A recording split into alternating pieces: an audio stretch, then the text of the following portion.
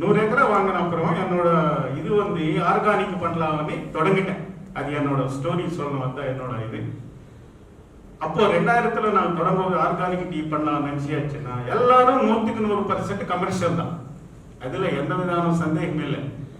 Sir எனக்கிட்ட இது வாங்கிங்க, எனக்கிட்ட அது வாங்கிங்க, அதோட தங்கச்சியோட கடை, இது வந்து அண்ணாவோட கம்பியோட கடை, எல்லா பொருளும் வித்துருவாங்க. ஆனா கடைசியில வந்துட்டு ஏதாவது சின்ன பிரச்சனை வந்திருக்கா ஃபார் யுவர் இன்ஃபர்மேஷன் ஒருத்தர் வந்து ஹெல்ப் பண்ணல.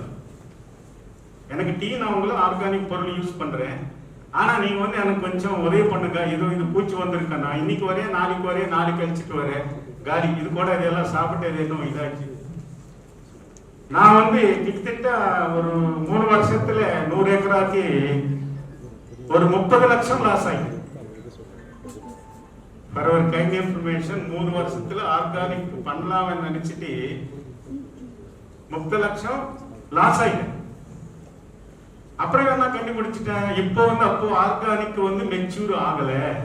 என்ன புரிஞ்சிருக்கு எனக்கு, அப்போ வந்து ஆர்கானிக் வந்து மெச்சூர் ஆகல புரிஞ்சுக்கிட்டேன். எதுக்கு எல்லாரும் 100% கமர்ஷியல் தான்.